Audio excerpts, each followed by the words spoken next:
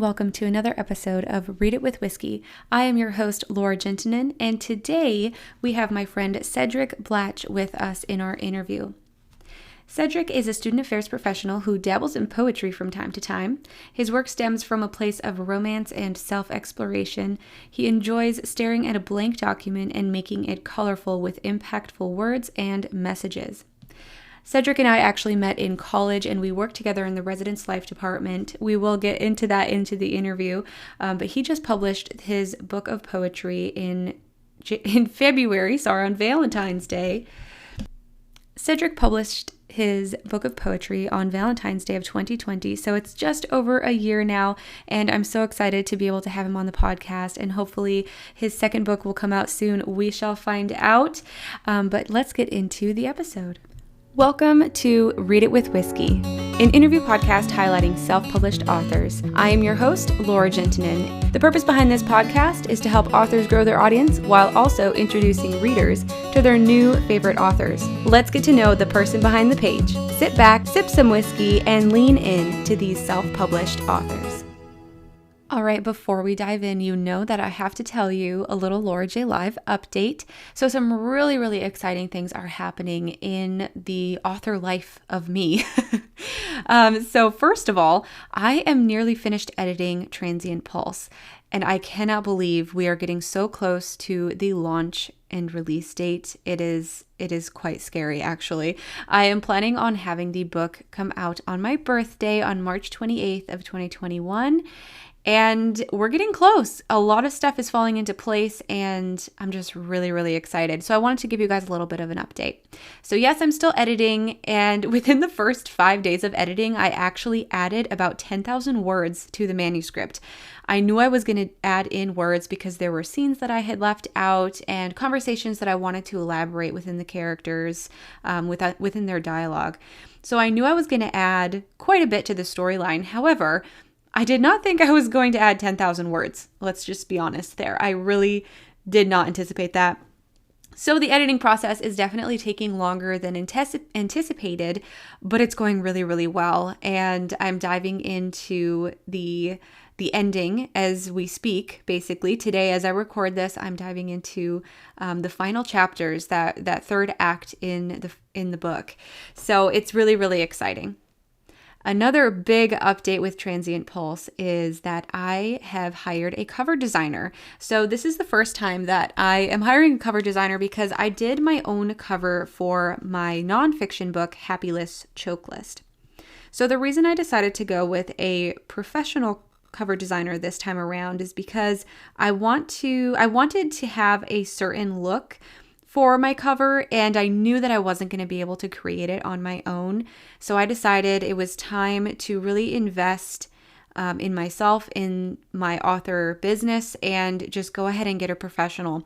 So I hired Bianca, and her Instagram handle is bbordianu design. I don't know if that's her whole last name, but it's spelled BBORDIANUDESIGN.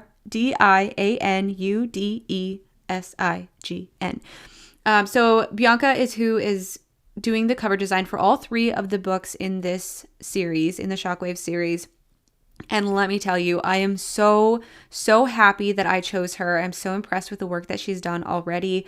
I have had her create the paperback book cover, and we are actually going to do a hardback cover as well that has a dust jacket. So I'm really excited about that because I have never published a book with a hardcover before. So this is super exciting for me. So if you want to go and check out her work, she's on Instagram. You can also message me directly. I'll link her information in the description below as well. But I'm really excited that I chose her to be my designer, and I'm really excited to see how the cover turns out, the final version. And I will for sure be sharing the design with all of you. My Patreon account, all the patrons will receive the reveal first. That's how it works. All the patrons get to see it first and get to experience that before everyone else in the public world on Instagram. So if you would like to see the cover before everyone else, then dive into Patreon. So my account on Patreon is patreon.com/readitwithwhiskey. So all those words are spelled out. The whiskey does have an E in there. Some people spell it without, some people spell it with, but the Read It With Whiskey for this podcast, there is an E in whiskey. All right, so that's enough of me blabbing on, but I wanted to make sure that you got that update from me because this is just really exciting time for me. So without further ado, let's jump into the interview with Cedric.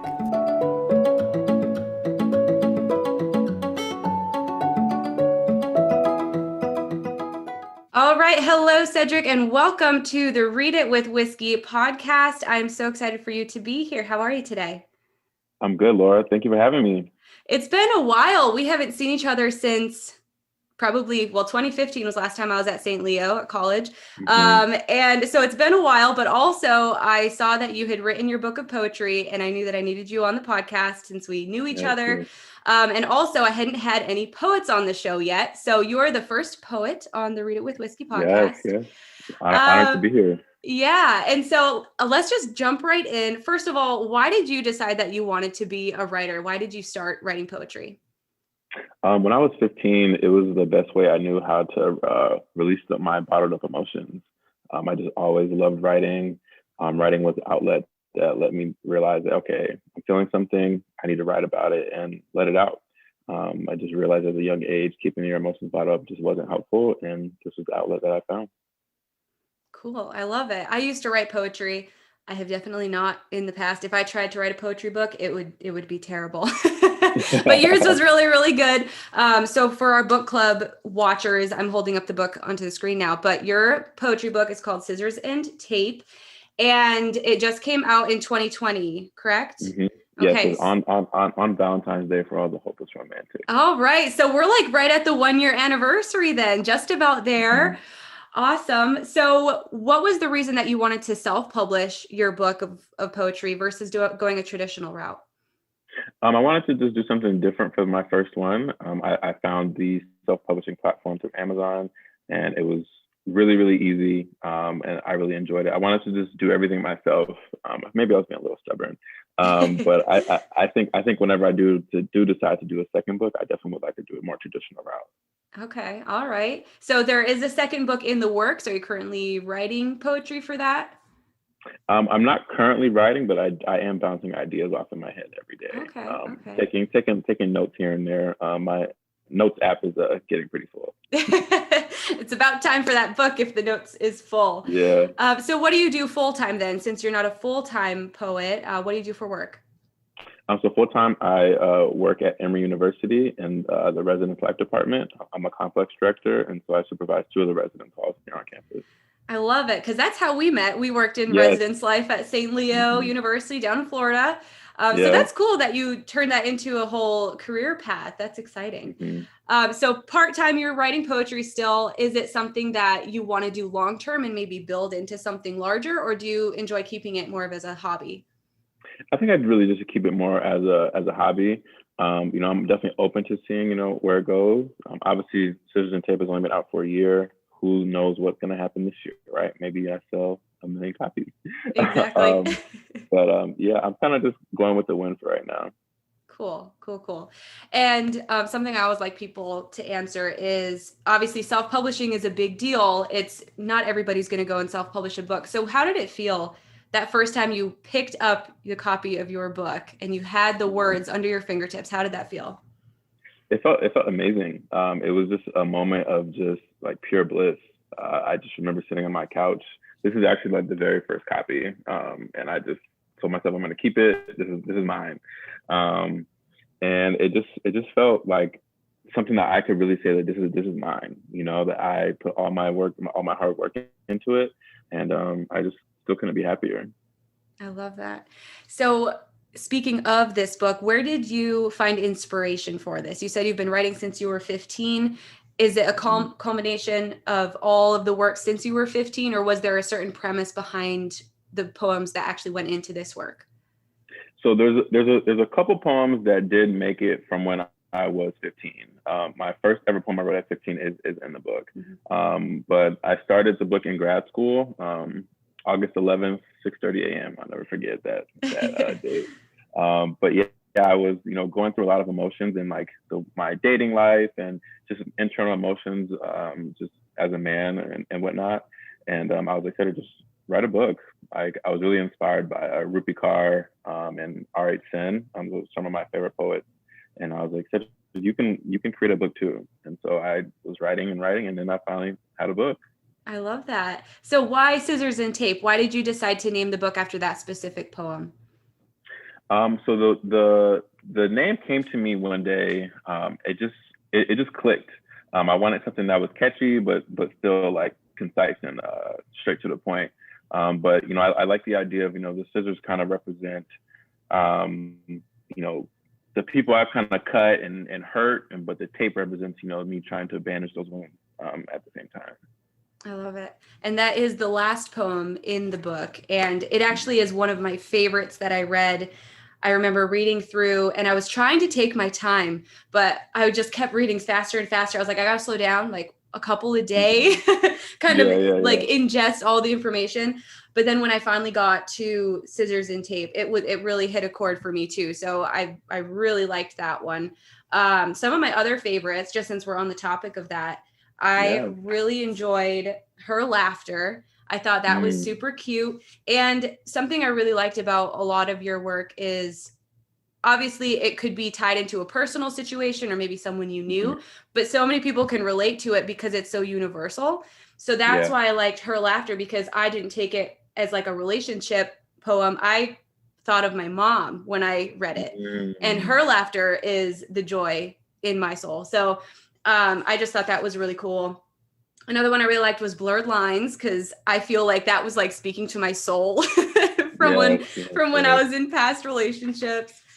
Expression I really liked. And this one, it threw me off because I was like, I know I've heard that somewhere. Oh, it's on the back of the book. It's so perfect. So those were some of my favorites. I also really liked Plot Twist because I'm an introvert. So being alone, I really related to that one. And then the Scissors and Tape. So those were my favorites. I'm not going to read them out because everyone listening, they've got to go and buy your book in order to get all the details. Absolutely. But I would love for you to share, what are some of your favorites from this book? Oh man. There's so many. And, obviously there's so many because there's like a lot of attached emotions to most of these for me. Right. I think I Fucked Up is one of my most favorite ones. Okay. Just because I think that was when I got the most raw and just like the most like brutally honest with myself, just about what was happening in my life at the time. Red Light Interlude is definitely another big fan favorite. I've always loved that one. It's definitely been like a big fan favorite of mine. Wifey, just the way I described like what I look for in a wife and what I aspire her to be like at some point. And honestly, really too, I really could honestly say all of them. I mean, those are like the ones that stick out the most. Right. And then Oceanic Love, that was one of the ones I wrote in high school, but still to this day, I always like love that one. It just brings me a lot of joy. Oh, that makes me happy. And now all of our listeners are like, what are all these poems? I got to go get the book. And don't worry, listeners, we will provide you with all the links so you can go and purchase it yourself. But also, speaking of the specific poems, there's a lot of really raw stuff within these words, and a lot of, I don't know if it's personal or emotional, how you feel about each and every one.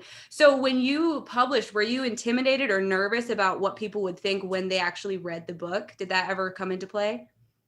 Yes and no. I think more so on the no side, because I knew going into it, I was going to be really raw and open. And I knew that people were going to read the book and, people are going to have assumptions and opinions and things like that. And I can't control that. There's nothing I can do for that. It was interesting.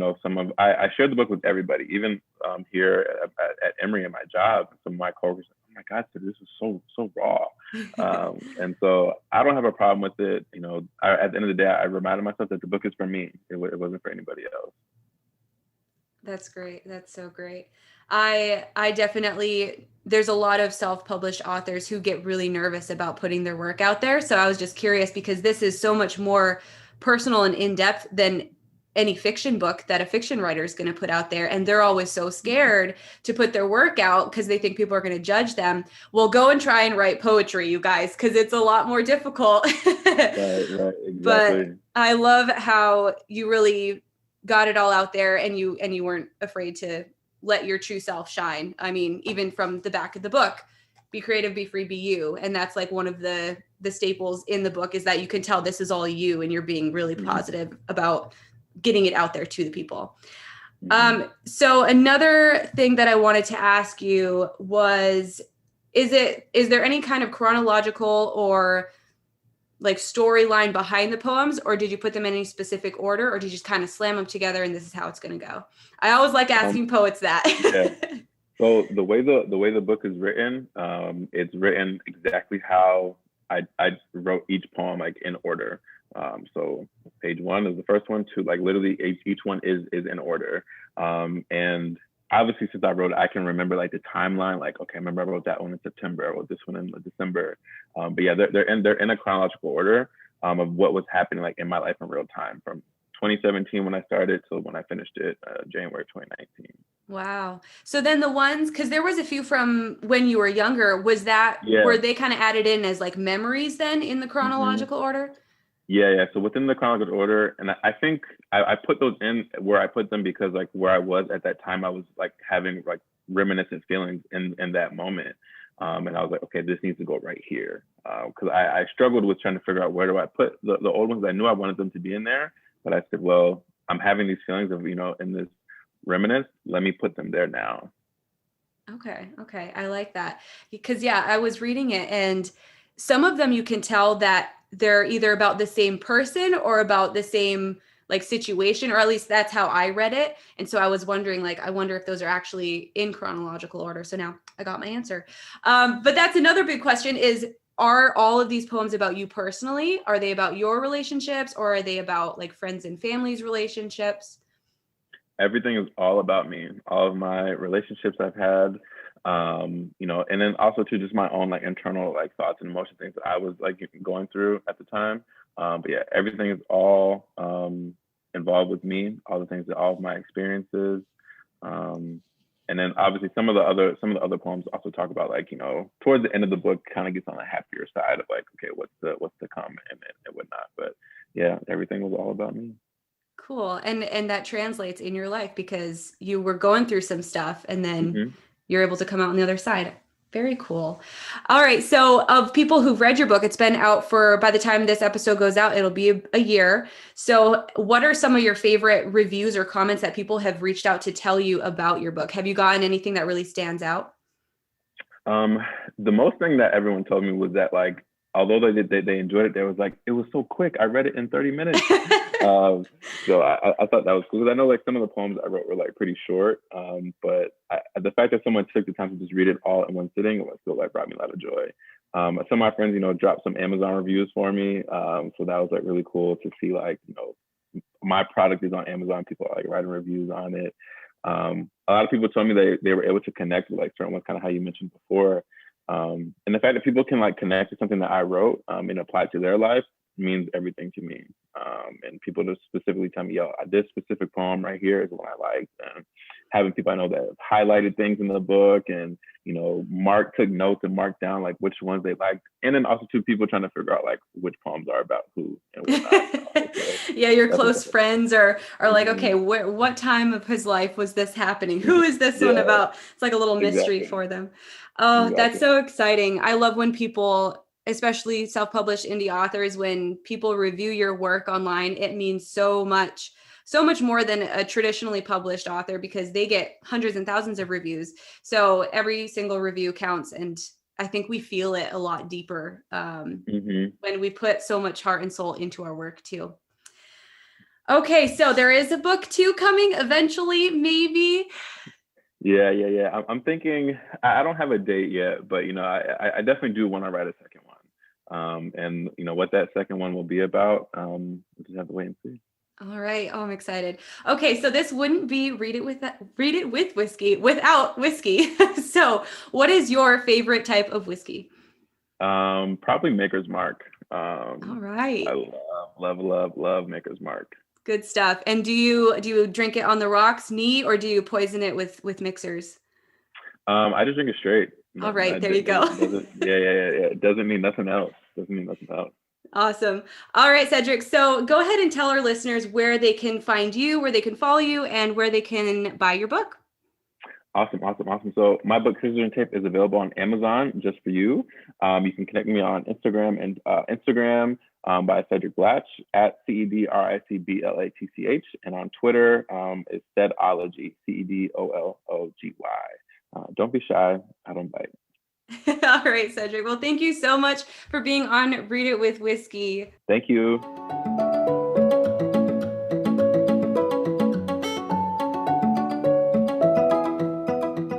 It was so great to catch up with Cedric. I had such a good time getting to talk to him again. We actually talked a little bit outside of the interview, and I wish I had recorded some of it. But yeah, we will definitely have him back if he ends up publishing that second poetry book later on down the road. I will keep you guys posted. And for next week, we've got some big stuff happening. So next week, Sky is going to be on the show, Sky McDonald, and her book, Not Suitable for Work. So if you are into some spicy romance, then this definitely is the book for you. So that episode will come out on March 2nd. So keep an eye out every single Tuesday. We got an interview out for you guys. But in the meantime, keep an eye out for that cover reveal as well for Transient Pulse, because it will be coming very, very soon. You do not want to miss it. As always, thank you so much for tuning in with Read It with Whiskey. If you would like to support the podcast and this journey that I'm going on, helping other indie authors to succeed and find their audience, then please email me if you have any self-published author friends that you know that you would like to have on the show, or go ahead and visit the Patreon account and help me monetarily if you're interested. There is a link below for all of that information. Otherwise, I will see you next week. Have a good one.